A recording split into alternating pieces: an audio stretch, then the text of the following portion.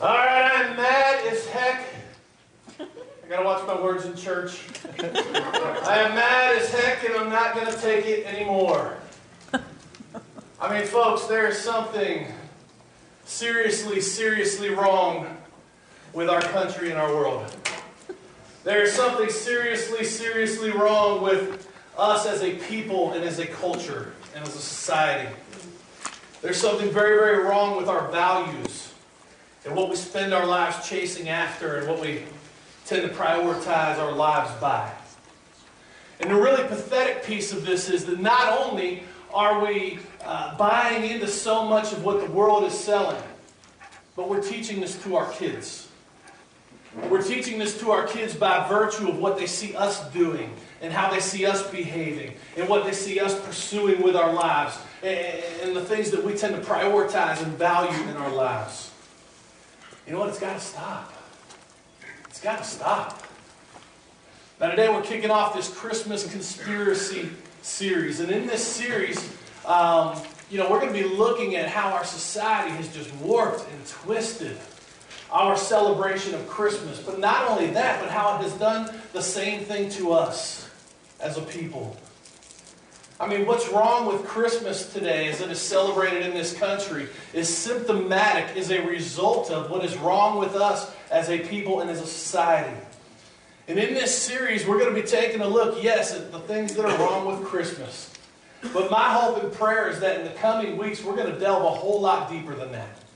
And we're going to begin looking at and healing and mending some of the things that are wrong with us at the core of who we are. And that's what we're hoping to do. Now, for those of you who don't know, my name is Howard Kepke, lead pastor here, and I'm thrilled that you have decided to join us today. Inside your bulletin, there are some notes to follow along, and I encourage you to do that. Now, these are not our typical notes where there's lots of verses and lots of points, but there are a couple of passages and a couple of ideas, a couple definitions, if you will, but a lot of blank space for you to be able to fill in or write down ideas and thoughts and questions that might come to you as it relates to what I'm sharing today. And again, I encourage you to do that. Now, before we dive into our discussion for today, I'd like you to take a look at a video that I think really does a great job of illustrating just how messed up our society and how we celebrate Christmas really is. Let's take a look at this. There is something very wrong with us. Now, as you saw at the very end there, that came from a mockumentary, if you will, called What Would Jesus Buy? And it was a pretty eye-opening movie that I watched. But man, there's just something so wrong with us and how we celebrate Christmas. Now, this crazy, radical Christmas conspiracy idea began coming to me about a year ago, when God really began opening my eyes and breaking my heart to the conditions that so many people in our world live in today. And not just their physical needs, but also their spiritual needs. But as you look at the Bible and you look at Jesus' model, the model of the disciples in the New Testament, what you see is over and over again, them meeting physical needs. And as a result, the door was opened to begin meeting those spiritual needs. And here's how practical this is. Think about this. It is really hard for people to even think about their spiritual needs while they're starving to death. It is really hard for people to even think about their spiritual needs when their children are starving and dying of diseases. So you got to meet the physical needs first, which is a big part of the heart behind things like Faith in Action Sunday that we do, and our orphan hosting program, local mission projects, and now this Christmas conspiracy. Another thing that happened was at the beginning of this year, I was at the gym working out, and this guy who knew I was a pastor came up to me. Now, the cyclone in Myanmar had just happened. 50,000 people were just wiped off the face of the earth. Another 50,000 were expected to die because they lacked the basic necessities needed in order to survive the storm's aftermath. And this guy, like a lot of people, was pretty mad at God. And he comes up to me as I'm sitting there working out over at the Y, and he's like, okay, I just got to know. How can you believe in a God who would let that kind of thing happen? How can you believe in a God who wouldn't do something about all the people that are suffering and in need all over the world?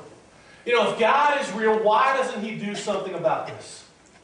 So as I'm working out, I'm listening, trying to be patient, and finally I just couldn't take it anymore, so I put down the weights, kind of got in his face a little bit, And I said, listen to me, God did do something about it.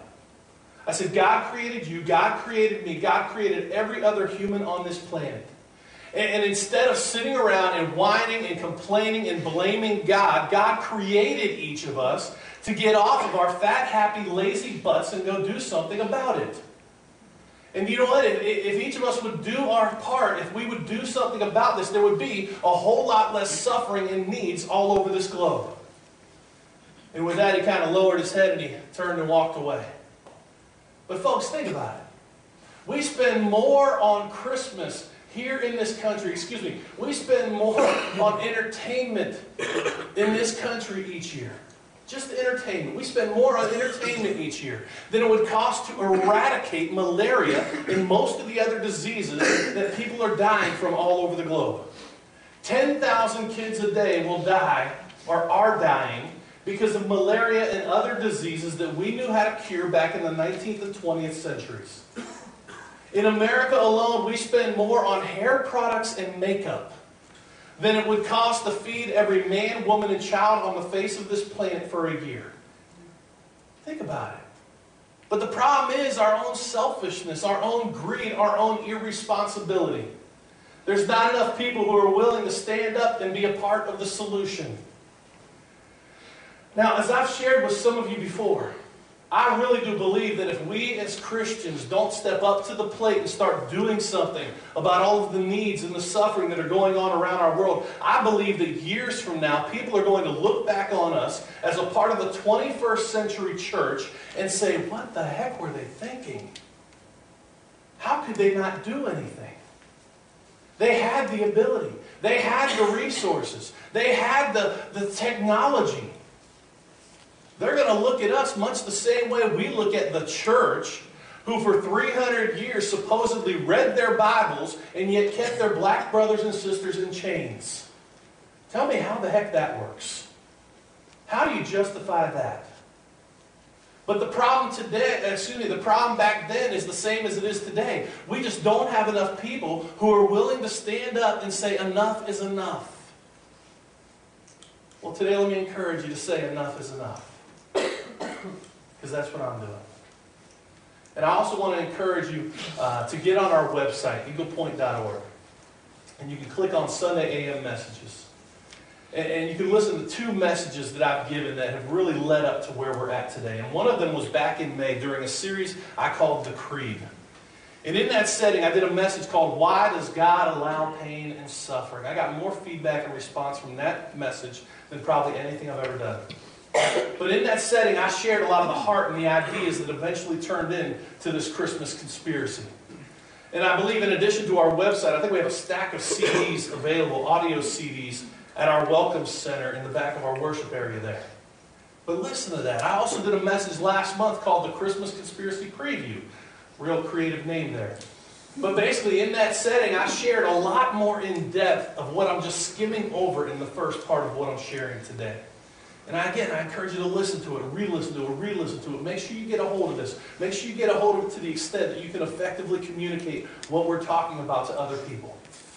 Now, another thing that happened was last Christmas I was on the phone with a pastor friend of mine out in Oregon.